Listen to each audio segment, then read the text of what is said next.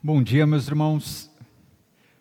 Mais uma vez, rica oportunidade de nós estarmos juntos, compartilhando da palavra e, de certa forma, a minha função agora é concluir, aquilo que o reverendo Laci já começou, e eu espero que nós estejamos acompanhando esse desenvolvimento, essa história, porque em vários momentos a gente tem essa expectativa, por mais que seja uma narrativa curta, somente 4 capítulos, é uma história extremamente impressionante e ela tem essa cadência, essa continuidade, de forma que termina o nosso capítulo 3, cheio de expectativas, daquilo que vai acontecer no final da história. E por mais que talvez você já conheça, já saiba o final dessa e de tantas outras histórias da Bíblia, a nossa função hoje aqui é que o Espírito caminhe no nosso meio e continue a renovar, continue a falar aquilo que Ele tem para falar conosco através da sua palavra. Então, Ruth, amor e redenção, aquele slogan de novela meio mexicana, meio marcante, mas a gente vai falar, obviamente, dessa relação que o Senhor estabelece dentro da história de Ruth, dentro da história de Noemi, dentro da nossa história. Se você puder abrir a sua Bíblia, lá no capítulo 4, copiando ali a introdução do reverendo Laci no Evangelho de Ruth, na história do povo de Deus, através dos olhos de Ruth. Ela vai ser aqui projetada, mas você pode caminhar comigo, tanto na versão aí impressa, quanto nas versões digitais. A palavra de Deus diz assim: enquanto isso, Boaz subiu à porta da cidade e sentou-se, exatamente quando o resgatador que ele havia mencionado estava passando por ali. Boaz o chamou e disse: meu amigo, venha cá e sente-se. E ele foi e sentou-se. Boaz reuniu 10 líderes da cidade e disse: sentem-se aqui. E eles se sentaram. Depois disse ao resgatador: Noemi, que voltou de Moabe, está vendendo o pedaço de terra que pertencia ao nosso irmão Elimelec. Pensei que devia apresentar-lhe o assunto na presença dos líderes do povo e sugerir-lhe que adquira o terreno. Se quiser resgatar essa propriedade, resgate-a. Se não, diga-me, para que eu saiba, pois ninguém tem esse direito a não ser você e depois eu. Eu a resgatarei, respondeu ele, resgatador, Boaz, porém, lhe disse: no dia em que você adquirir as terras de Noemi e da Moabita Ruth, Boaz, porém, lhe disse: no dia em que você adquirir as terras de Noemi e da Moabita Ruth, estará adquirindo também a viúva do falecido, para manter o nome dele em sua herança. Diante disso, o resgatador respondeu: nesse caso, não poderei resgatá-la, pois poria em risco a minha propriedade. Resgate a você mesmo, eu não poderei fazê-lo. Antigamente em Israel, para que o resgate e a transferência de propriedade fossem válidos, a pessoa tirava a sandália e dava a outro, e assim oficializavam-se os negócios em Israel. Quando, pois, o resgatador disse a Boaz: adquira a você mesmo, tirou a sandália. Então Boaz anunciou aos líderes e a todo o povo ali presente: vocês hoje são testemunhas de que estou adquirindo de Noemi toda a propriedade de Elimelec, de Quilion e de Malom. Também estou adquirindo o direito de ter como mulher a Moabita Ruth, viúva de Malom, para manter o nome do falecido sobre a sua herança e para que o seu nome não desapareça do meio da sua família ou dos registros da cidade. Vocês hoje são testemunhas disso. Os líderes e todos os que estavam na porta confirmaram: somos testemunhas. Faça o Senhor com essa mulher, o que está entrando em sua família, como fez a Raquel e Lia, que juntas formaram as tribos de Israel.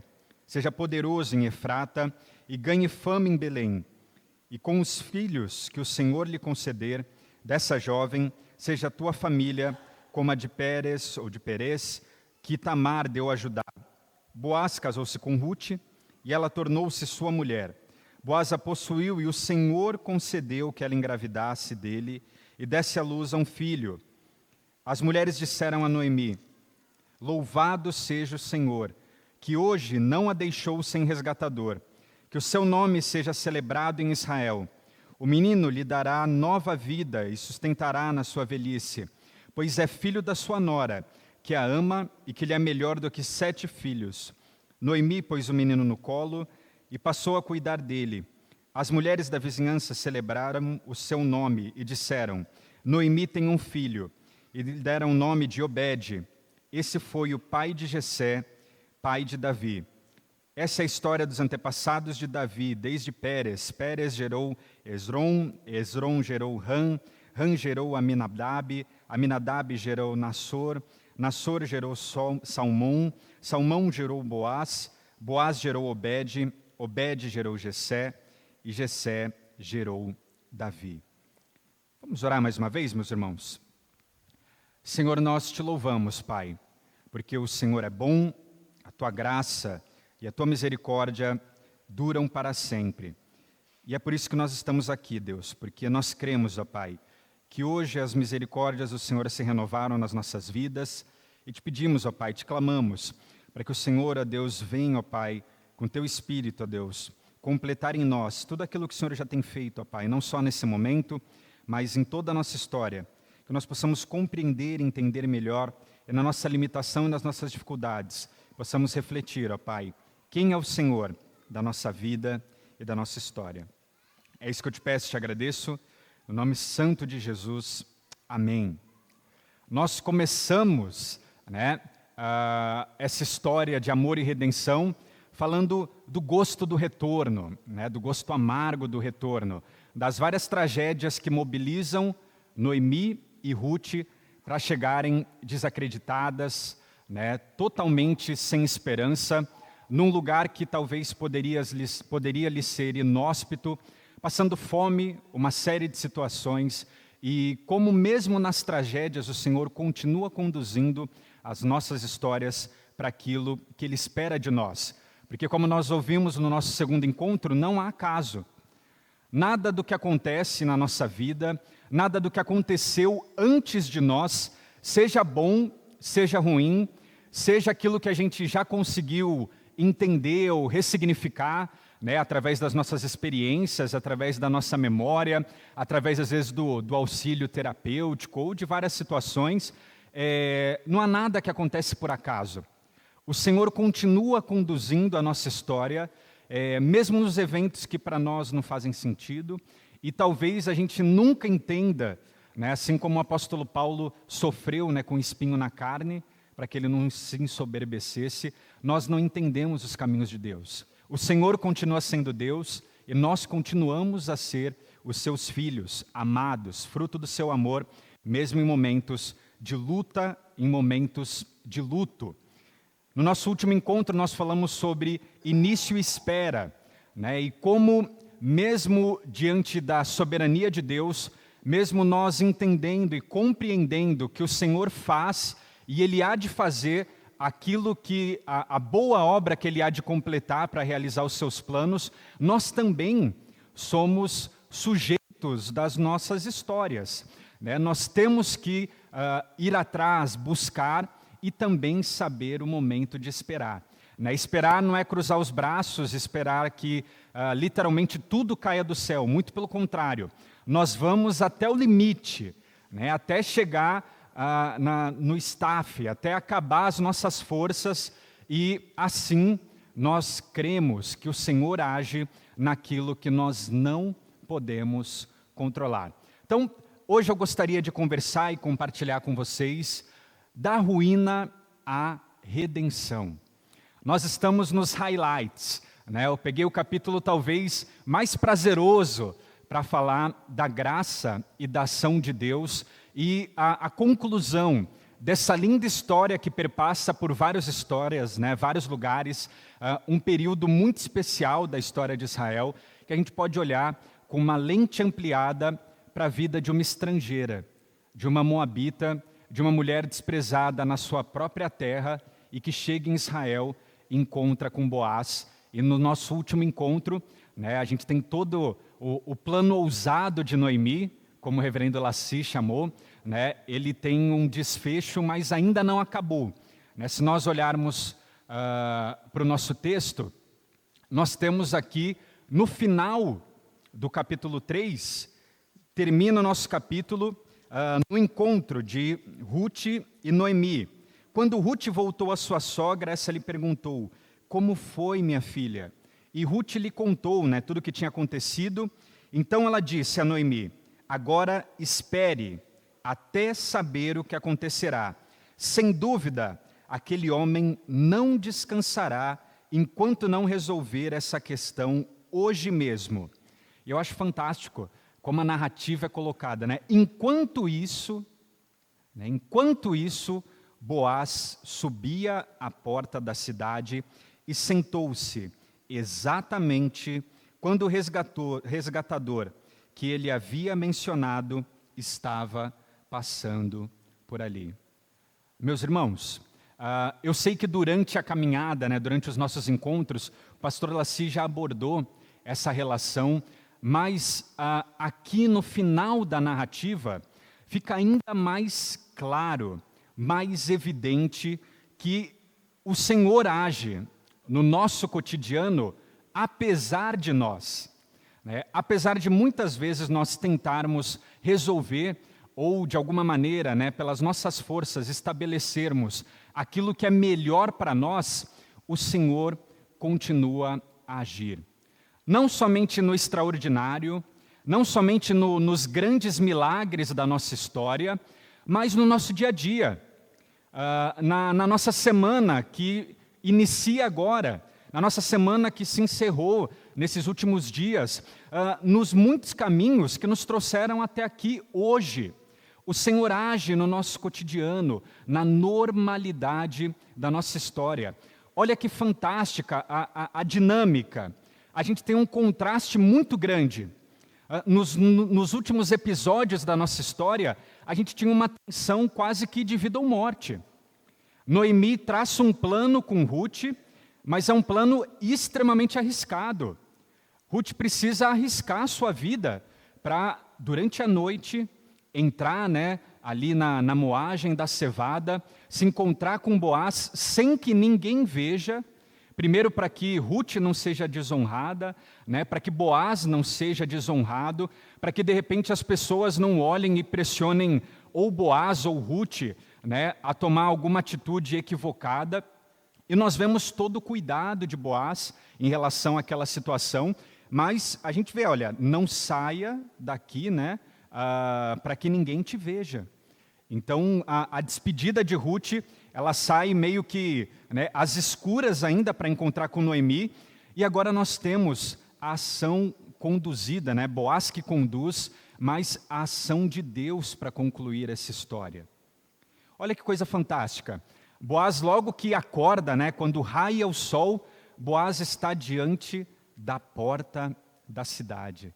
Né, muitas vezes nós cantamos em relação à porta da cidade, tem uma música do Rodolfo Abrantes que fala, né, e outras músicas que falam. A porta da cidade era o local onde tudo acontecia, era onde as autoridades estavam, era como se fosse a praça central. Né, eu moro numa cidade do interior, a praça matriz, né, onde tem os principais comércios, né, onde as pessoas transitam e onde os negócios são efetivados.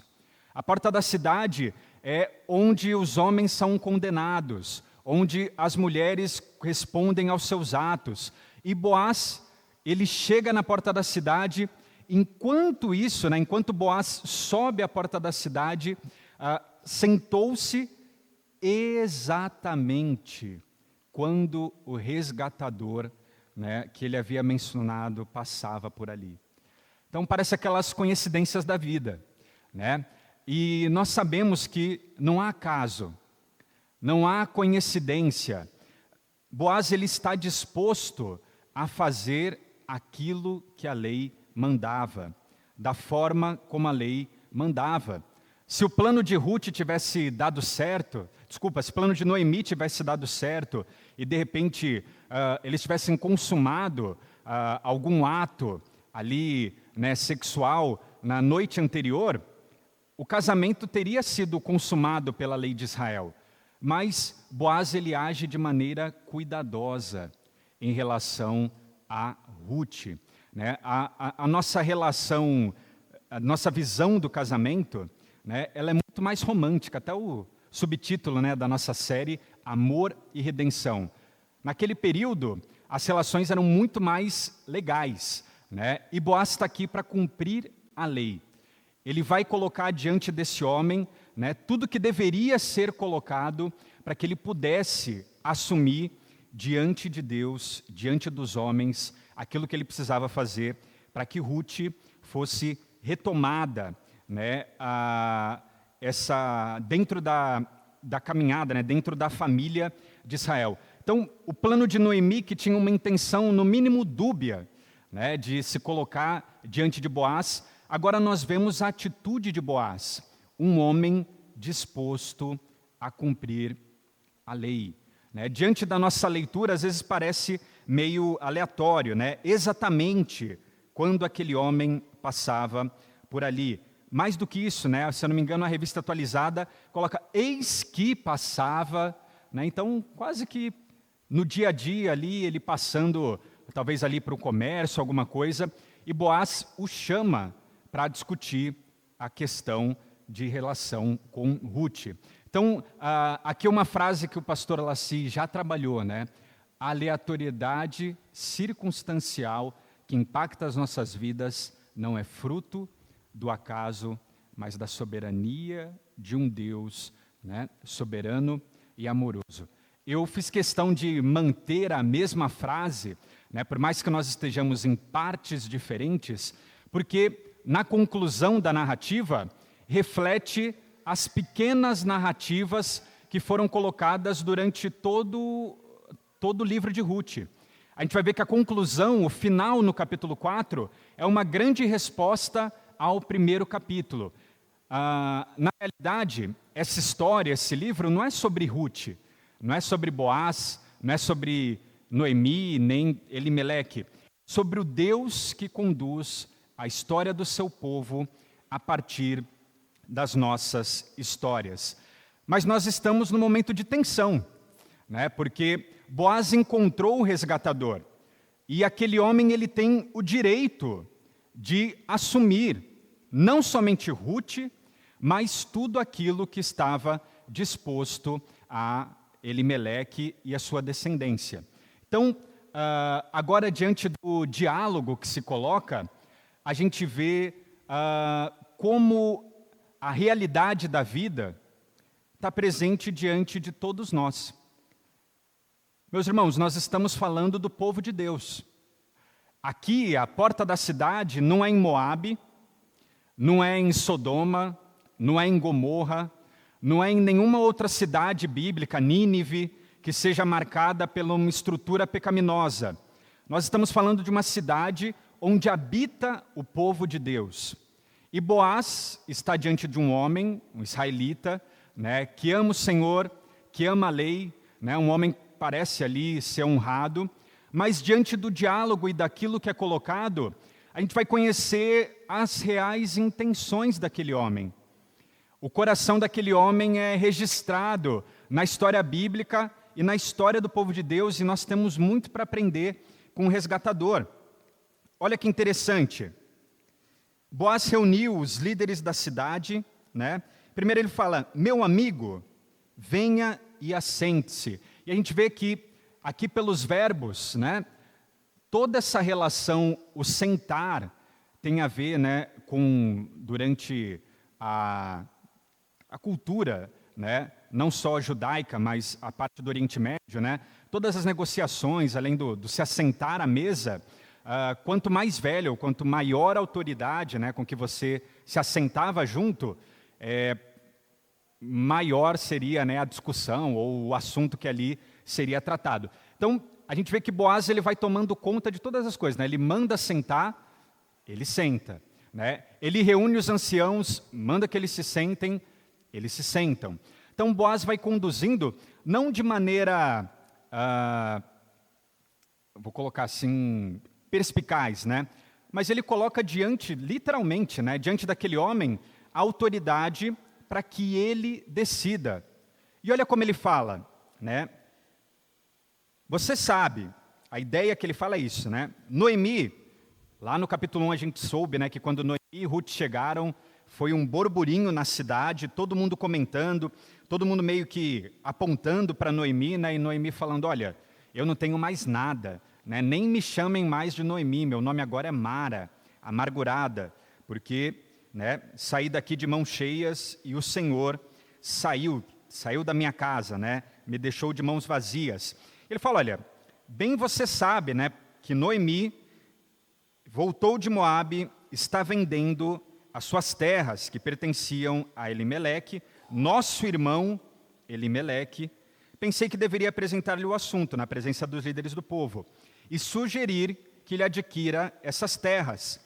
Se quiser resgatar, resgate-a. Se não, diga-me para que eu saiba, pois ninguém tem esse direito, senão eu e você. Qual que é a resposta do homem? Qual que é a resposta do resgatador? Final ali do versículo 4, final do versículo 4. Depois, né? Depois eu. Qual que é a resposta dele? Eu a resgatarei. O resgatador fala assim, terra de Elimeleque, eu quero, pode ficar tranquilo, eu resgato. Ele estava aqui cumprindo a lei, chamada lei do levirato, né? Então, diante dos líderes, né, diante dos homens, ele parece um homem honrado, um homem disposto a cumprir a lei.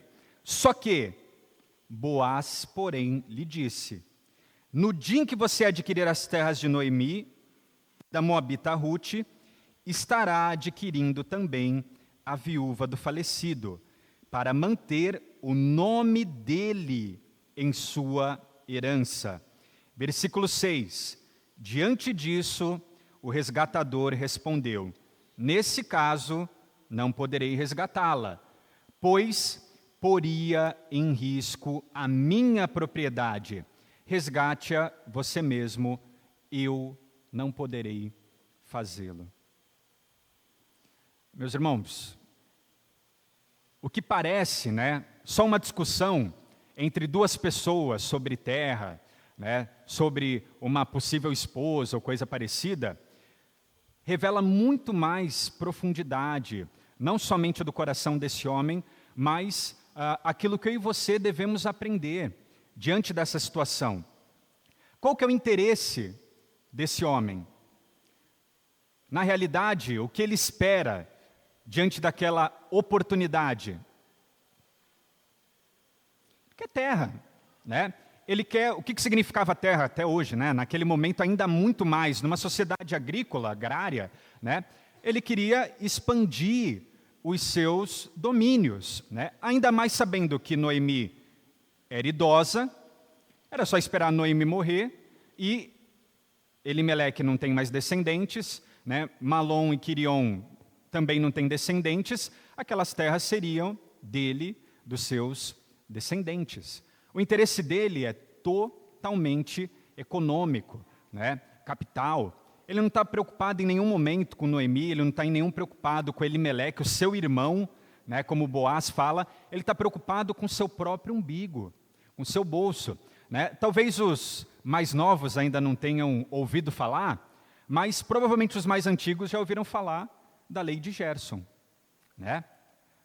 Gerson, grande atleta, né, campeão mundial com a seleção, na seleção de 70, um dos lendários daquele esquadrão, e pasmem, né, naquele período, um atleta dessa categoria fazendo propaganda de cigarro.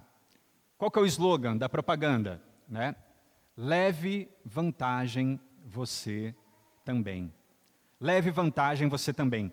E de certa forma, isso parece que virou quase que um moto da nossa, entre aspas, cultura, né, ou do nosso chamado jeitinho brasileiro. Se você puder voltar no texto, por favor, Davi. A ideia de que se você tem uma oportunidade, você precisa aproveitar. Não interessa se você está passando por cima de alguém, né? Não interessa se alguma pessoa vai ser prejudicada por causa da sua atitude, não interessa se isso é ético ou não, você precisa aproveitar, você precisa levar vantagem. A oportunidade está ali diante, né? O pessoal fala, levantou a bola, chuta, né? E de certa forma isso vai nos formar, né, ou nos transformar a partir dessa ética situacional. Não é disso que a palavra está falando. Olha que impressionante. Numa última análise, né, a justificativa que o resgatador dá é uma justificativa quase que boa, quase que plausível. O que ele fala? Olha, se eu tenho que resgatar a Moabita, né, Boaz faz questão de falar, Ruth, a Moabita, ele fala, olha, se eu tenho que suscitar descendência, e agora a gente tem um problema, né, porque isso aí vai mexer na minha propriedade, né? Se eu tiver que gerar um descendente, esse descendente vai poder reclamar da minha terra. Mais do que isso, qual que é a ideia que está sendo colocada aqui? Nesse período, meus irmãos, como a gente está vendo, né, durante toda a construção de Elimeleque e Boaz e toda a situação que está aqui acontecendo, a relação da eternidade, né, você pertencer à terra, você pertencer às famílias, se dava justamente através dos filhos e seus descendentes. Herança do Senhor são os filhos. Como que você vai permanecer na terra? Através dos seus filhos, dos seus netos, dos seus bisnetos, que vão caminhar, que vão carregar o seu nome, que vão manter a terra debaixo dos seus cuidados. O que esse homem está falando? Olha, então vai dar problema, né? Porque talvez eu vou ter problema na minha propriedade. Mas, na realidade, o que acontece? Nós nem sabemos quem é esse homem. Até me arrepia, né? O nome desse homem foi apagado da história. Muitas vezes, a nossa preocupação em manter as coisas, as nossas, entre aspas, né, propriedade, as nossas pseudo-conquistas, aquilo que a gente acha que a gente conquistou pelo nosso mérito, né, seja no campo acadêmico, no campo social, no campo econômico, aquilo que a gente acha e dá valor, né, que a gente coloca quase que num pedestal. Se alguém encosta, ele fala, oh, não, isso aí você não pode encostar. Né? Briga com a nossa esposa, briga com os nossos filhos, dá mais valor para as coisas do que para as pessoas, achando que a gente vai preservar, né, algum tipo de estrutura que nos sustente. Meus irmãos, esse resgatador, esse anônimo, a NVI traduz por meu amigo, né, a forma como Boaz trata. No hebraico, meus irmãos, é uma expressão que só aparece 2 vezes na Bíblia, novamente, e é para denominar, né, defuntos, pessoas mortas. Né? A Ara, se eu não me engano, traduz por fulano. Fulano, senta aqui para a gente conversar. Então, aquele homem que inicialmente, né, parece um homem disposto a cumprir a lei, a gente vê a real intenção do coração dele. E, meus irmãos, a nossa intenção não é xingar o fulano, muito pelo contrário. É nós olharmos para o nosso coração e enxergarmos essas cadeias de opressão que muitas vezes estão presentes em nós. Quantas vezes, meus irmãos, no esbarra, né, no nosso linguajar, aquela coisa assim, você sabe com quem você está falando? Né? O que você está fazendo? Você sabe com quem você está fazendo tal coisa? Você sabe quem eu sou? Sabe, meus irmãos, nós somos o povo de Deus, né? Sabe aquela coisa do servo humilde, que se encarnou, né? O menor dos servos, aquela lógica de maior é quem serve. Eu sei que é difícil, eu sei que não é fácil, ainda mais às vezes em ambientes, né, que são ambientes de competição, ambientes que você tem que mostrar alto rendimento, ambientes que realmente, né, você tem que ser um trator passando por cima dos outros para mostrar alguma coisa. Será que foi para isso que nós, povo de Deus, fomos chamados? Nós fomos chamados para continuar uma cadeia opressora? Não é isso que Jesus nos ensina. Venha o teu reino, né, na terra, assim como ele já é no céu. Ou seja, né, que as nossas relações reflitam as nossas condições de igualdade, de humildade, de amor. Se esse cara, né, se esse fulano, vou chamar ele de cara assim, né, mas se esse fulano tivesse amado seu irmão Elimeleque, né, primeiramente ou verdadeiramente, ele não teria falado, não, eu resgato e depois saído fora. Muito pelo contrário. Cumpria a ele cumprir a lei, mas não. E na ânsia de preservar aquilo que ele achava que era dele, ele perde o melhor daquilo que o Senhor tinha para a sua própria história, para a história do povo de Deus. A gente já leu, né? E a conclusão dessa história vai ser a dinastia de Davi, a dinastia do Messias. Meus irmãos, quantas oportunidades nós perdemos porque nós estamos olhando para o nosso próprio mundinho. Nós estamos achando que, não, se eu fizer isso eu vou perder dinheiro. Né? O mercado não tá bom para isso. E nós não avançamos, não porque a gente tem que ter aquela ousadia de coach, né? De, você pode, as suas palavras, né? E sei lá, qualquer outra coisa parecida. Mas porque nós não olhamos principalmente para a necessidade do nosso próximo, do nosso irmão que está do nosso lado. Aquele irmão, aquele cara, aquele fulano, olhou para Noemi como um degrau, como alguém que poderia aumentar suas propriedades. E quantas vezes nós não olhamos para outras pessoas das mesmas formas? Pessoas que têm que olhar para nós como se nós fôssemos superiores, porque, eu não faço isso, eu não uso aquilo, né? Eu não tenho um relacionamento homossexual, fulano é muito bom, né? Mas, olha só, né? Gosta de, né, fazer isso, fazer aquilo. E nós nos colocamos num degrau de superioridade, né, que a gente gosta de olhar, a gente gosta de assistir. Nas redes sociais a gente vê, né, só os highlights, né, os perfeitos relacionamentos, é disso que a gente gosta de postar, de viver. E onde está o nosso coração? Onde realmente, não, mas domingo eu estou lá na igreja, estou lá na church, né? Estou fazendo parte lá e tal, louvorzão bombou, a pastora Laci está mandando uma série fera e tal. E o seu irmão, que está ali todo dia, né, sofrendo? Ele sabia que Noemi tinha vindo sem nada.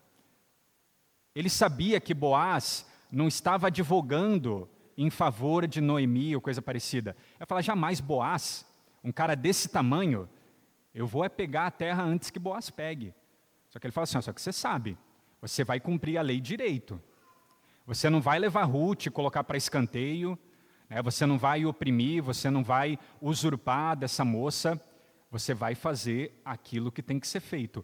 Por isso que os homens, né, por isso que os anciãos estão lá como testemunha, para olharem e falar, olha, realmente, não é só terra, né? Existe responsabilidade.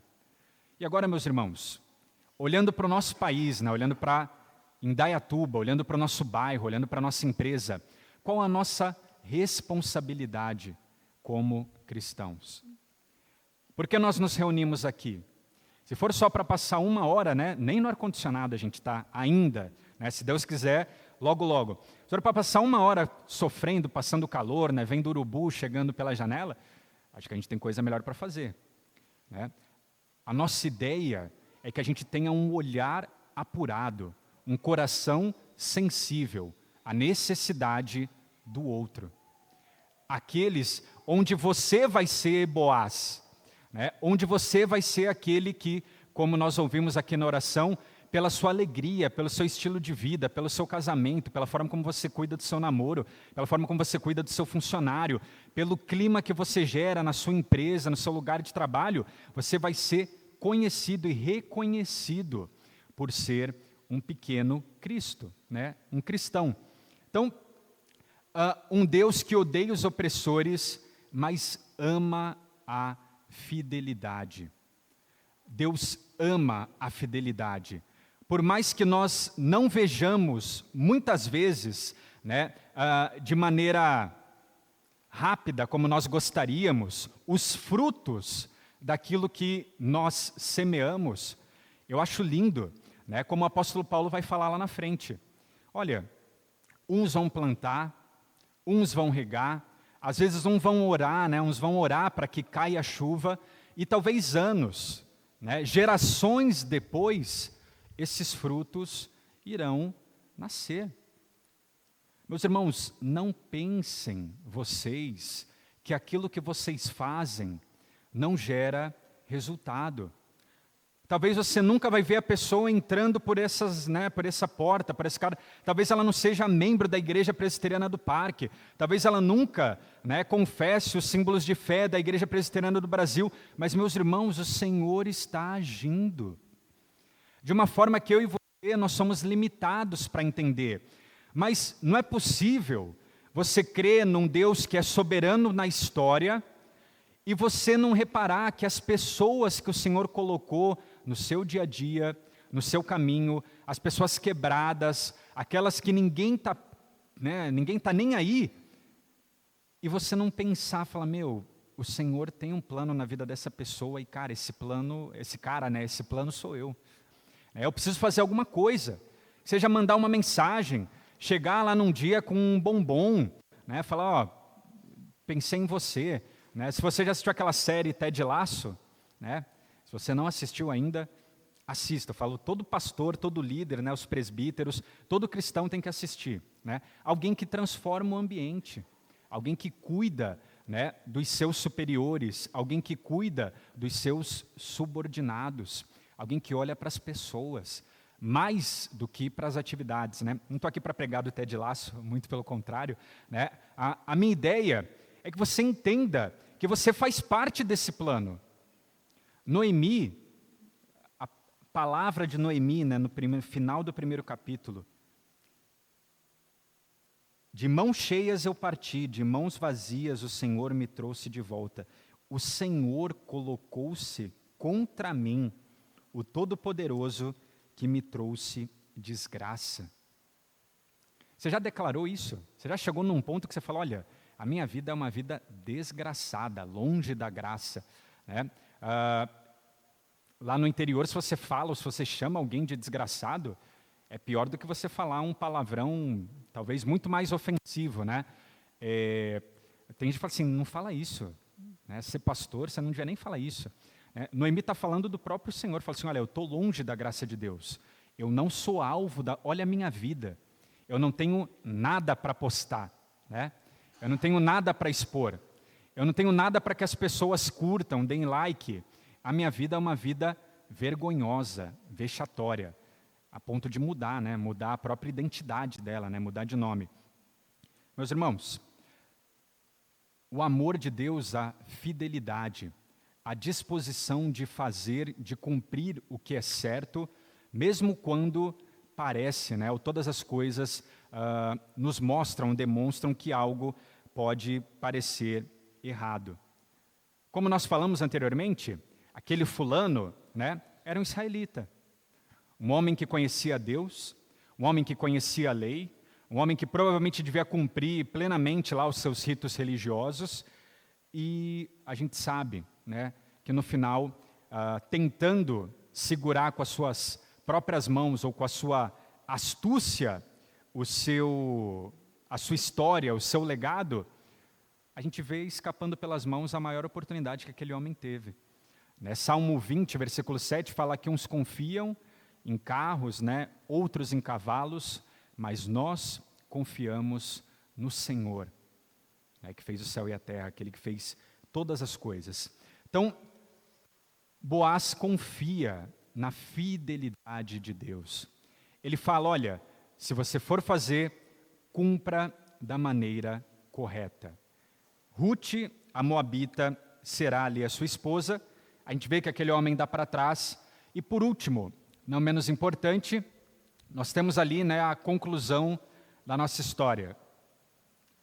Um Deus que redime a história através dos improváveis. Olha que lindo o coro que se faz, após aquela troca de sandálias, meio que assinar a escritura ali naquele período. Aqueles líderes de Israel, da região ali de Belém, falam ali, para ele, somos testemunhas. Faça o Senhor com essa mulher que está entrando em sua família, como fez com Raquel e Lia, que juntas formaram as tribos de Israel. Seja poderoso em Efrata e ganhe fama em Belém. E com os filhos que o Senhor lhe conceder dessa jovem, seja a tua família como a de Perez, que Tamar deu a Judá. Meus irmãos, aqui a gente tem um resumo da história de Israel. Quem são essas mulheres? Raquel e Lia.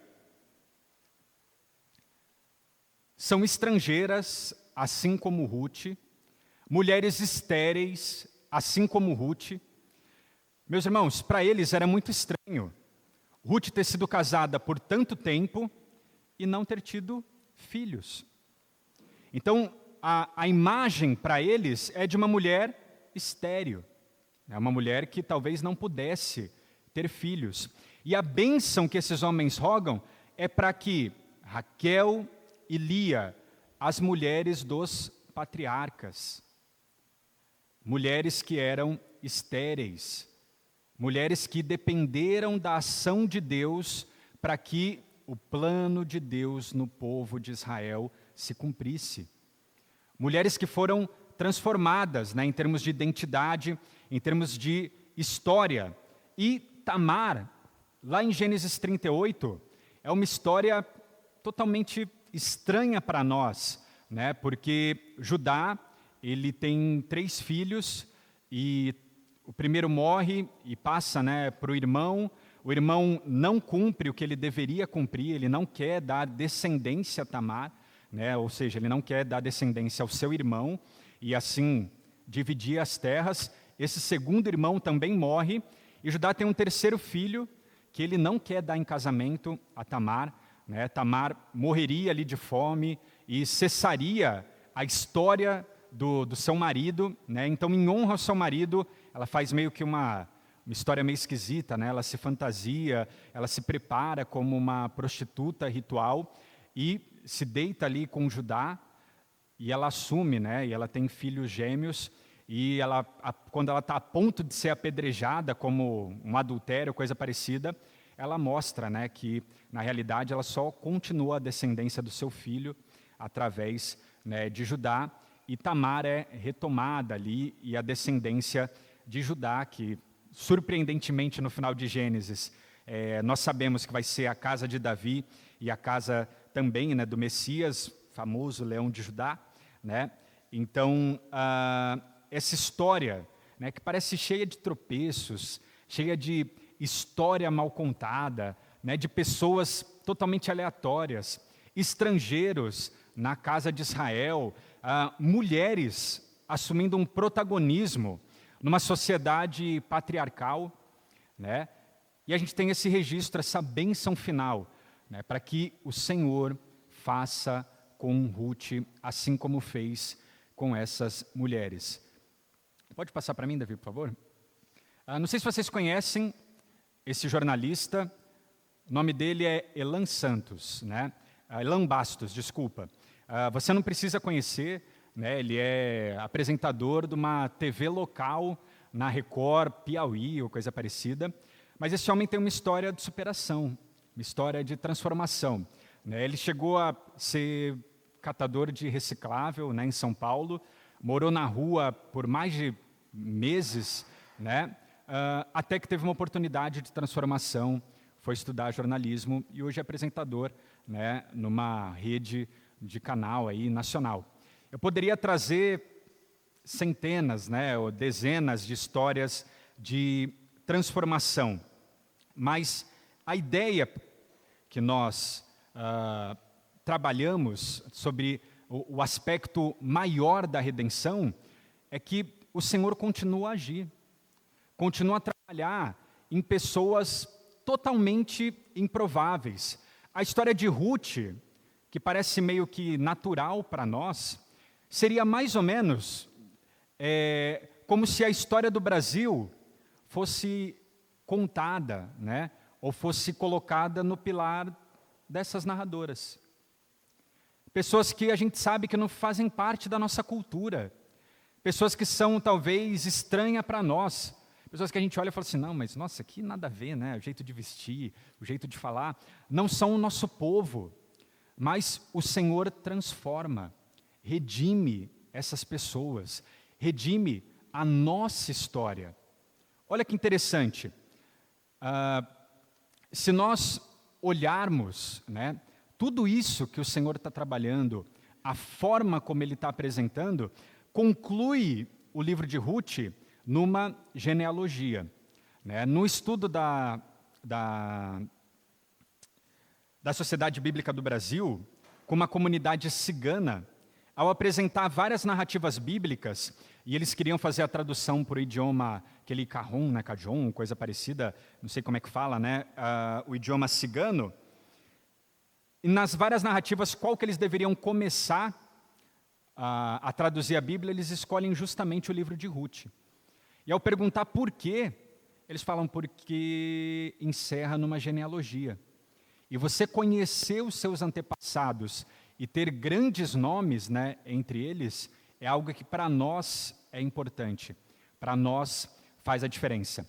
Então, quando a gente fala de genealogia, né, que é um termo tão, um gênero tão subestimado na Bíblia, aqui a gente tem os 10 primeiros, né, antepassados de Davi, o grande rei de Israel, e nós vemos também, né, Mateus capítulo 1, na genealogia de Jesus, nós vemos destacadas, né, algumas mulheres que provavelmente eu e você gostaríamos de esconder, né, como pessoas totalmente improváveis para estar na história, né, ou na trajetória do Messias. Né, Tamar, que nós ouvimos agora, né, que gerou Pérez, como eu falei, se vestindo como uma prostituta e deitando ali com o que seria o seu sogro, né, para que se suscitasse descendência.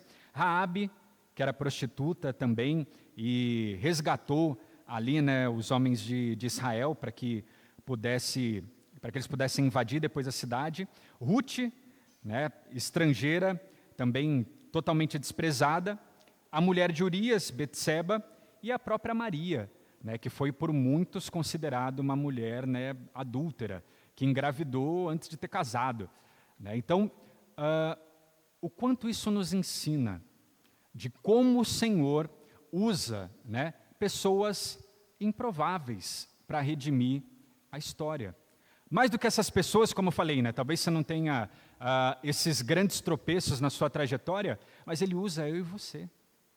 Ele usa pessoas como nós, que muitas vezes se acham talvez um pouquinho melhor, né, do que essas pessoas, mas que têm tropeços, vergonhas, né, coisas para esconder, igual talvez essas pessoas teriam.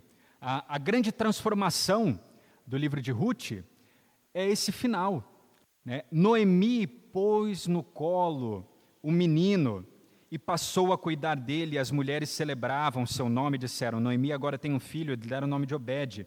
Esse é o pai de Jessé, pai de Davi.